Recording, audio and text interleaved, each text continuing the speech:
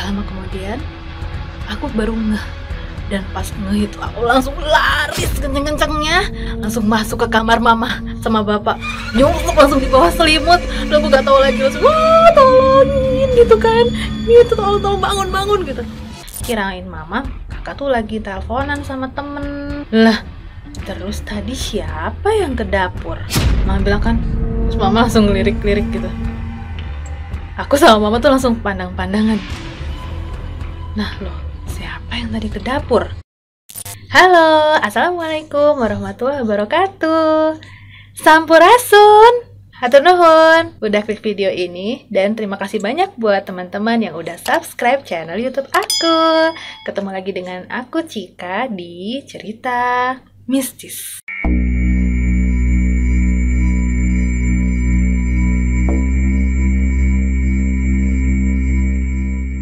Jadi teman-teman, kali ini cerita mistis kelanjutan dari cerita aku yang sebelumnya.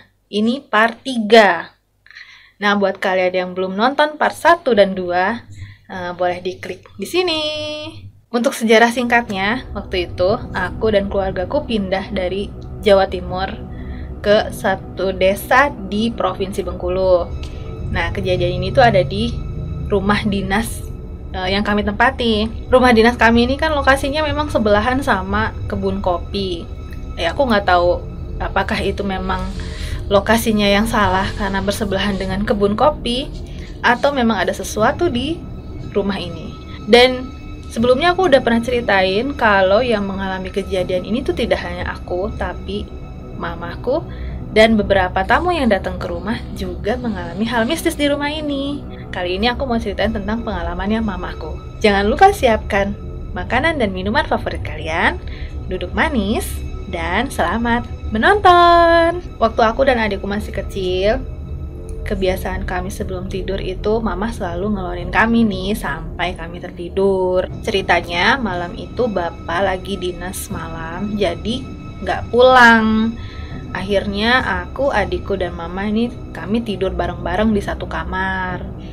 Seperti biasa, sebelum kami tidur, mama suka bersihin kasur tuh pakai sapu lidi kan, dikebut gitu, biar nggak ada debu di atas kasur dan kami bisa tidur nyenyak. Terus setelah selesai dikebut, sapu lidinya tuh ditaruh di atas lemari. Lampu kamar udah dimatiin, aku dan adikku udah di posisi tidur kami masing-masing di kasur. Terus mama rebahan di paling pinggir dari kasur. Nah, setelah kami berdoa sebelum tidur, biasanya mama suka ngedongeng nih, cerita apa aja gitu, pokoknya sampai kami terlelap. Nah, ceritanya waktu itu aku dan adikku tuh udah terlelap. Nah, mama juga udah bersiap untuk tidur. Tiba-tiba di luar rumah itu kedengeran suara tetangga yang nyapu jalan, tapi pakai sapu lidi, jadi bunyinya kan srek gitu. Karena jendela kamar tidur kami ini menghadap ke jalan depan, jadi suara sapu itu tuh kedengeran nyaring. Apalagi di waktu malam hari, waktu itu sekitar jam 10. Jadi kalau di sana jam 9 pun tuh udah sunyi banget. Nah, kalau ada suara orang nyapu kan kebayang ya, kenceng banget jadinya kedengerannya. Mama mikir kan, siapa ya jam segini malam-malam kok nyapu. Terus mama tuh ngintip dari jendela kamar kan, ngintip dikit, siapa gitu, mau lihat ini malam-malam siapa yang nyapu. Pas buka tirai dikit, nggak kelihatan apa-apa, karena jam segitu tuh di daerah itu biasanya suka ada kabut tebal. Karena memang kan tempat tinggal kami ini ada di perbukitan. Jadi jam 8 malam pun udah ada kabut biasanya. Nah, semakin malam ya semakin tebal kabutnya. Ya karena nggak bisa lihat apa-apa juga, akhirnya ya udah mama rebahan lagi. Man pasti mikirnya waktu itu, oh tetangga depan rumah nih yang lagi nyapu jalan. Ya mama kan coba merem aja. Tapi karena berisik sama suara sapu, akhirnya nggak bisa tidur. Ditungguin gitu sampai selesai gitu kan. Mau nyapunya mau berapa lama ya. Ternyata tuh nyapunya tuh lama banget, sampai akhirnya mama tuh ngerasa terganggu banget dan kesel kan, lama-lama udah ngantuk. Terus pas mau tidur banget ada orang nyapu berisik Lagian ngapain gitu orang nyapu jam 10 malam. Terus lama-lama suara sapunya itu makin mendekat ke halaman depan rumah. Mama pikir kan, kok nyapu sampai ke halaman rumah, bukan di jalan lagi, tapi udah masuk ke halaman rumah kami. Mama yang tadinya kesel jadi bingung, ngapain kok nyapunya ke halaman rumah. Makin bingung lagi tuh pas suara sapunya nggak hanya ke halaman rumah, tapi sampai ke teras depan rumah. Udah di teras depan rumah, terus tiba-tiba berhenti. Suara sapunya nggak kedengeran lagi, hening banget. Mama kan diam, jadi terjaga gitu, sambil nungguin nih. Barangkali nanti ada tetangga yang ngetuk pintu atau manggil. Maksudnya kalau memang bener tetangga, nanti mama mau keluar. Ditungguin agak lama, nggak ada suara lagi, nggak ada reaksi lagi. Mama tuh pikir, ya udah deh, mau bangun. Pas baru aja mau bangun ya, tiba-tiba sapu lidi yang di atas lemari itu bunyinya tuh ngecek dinding, cek gitu. Kan dari situ mama langsung kaget tuh, kok bisa? Ya kaget lah kan mama. Tapi mama nggak berani langsung bangun. Akhirnya udah tarik selimut langsung ke atas kepala. Di situ mama merinding banget kan, takut. Saking takutnya mama, dalam selimut aja tuh merem, gak mau melek. Dan mama tuh gak mau lihat itu siapa yang mainin sapu lidi atau apa gitu yang mainin sapu lidi. Jadi selama itu tuh sapu lidi terus aja ngecerekin dinding, dari dinding sekeliling kamar, terus tiba-tiba ke plafon. Kejadian itu tuh berlangsung lama banget.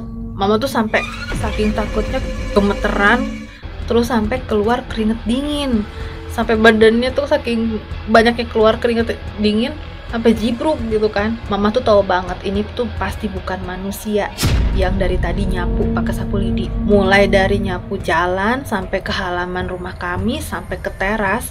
Terus tiba-tiba kok bisa tanpa ada suara pintu yang dibuka, tanpa ada suara langkah kaki, kok tiba-tiba bisa langsung ke kamar tidur?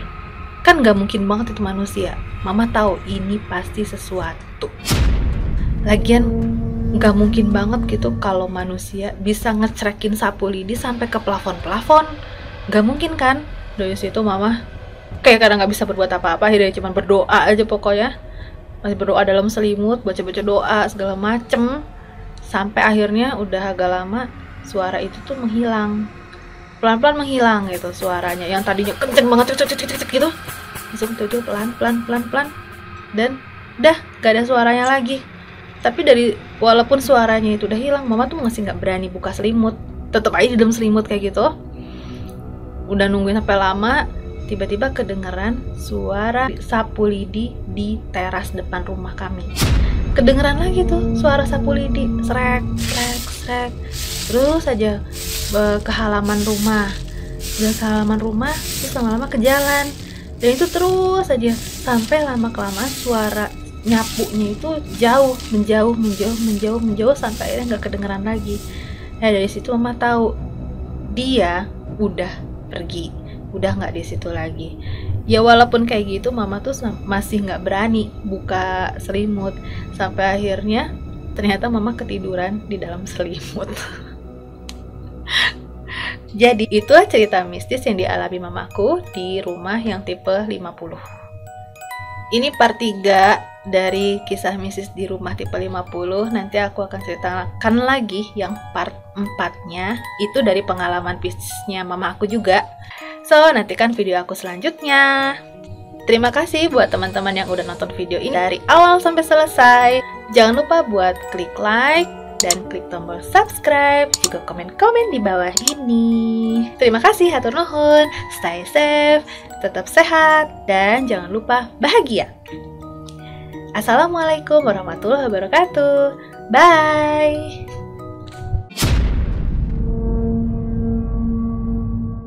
Dan terima kasih banyak buat teman-teman yang sudah Dan terima kasih banyak buat kalian. Kalau ada suara orang nyapu kan kebayang ya, kayak tuh kenceng banget jadinya kelihatan. Kenceng banget jadinya. Jadi begitulah cerita mistis yang dialami mamaku di rumah tipe 50 yang kayak gitu ya, 52. Oh gitu.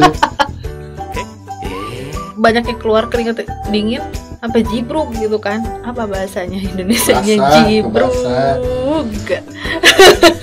Basah kuyup, jibruk. Jibruk is basah kuyup, guys.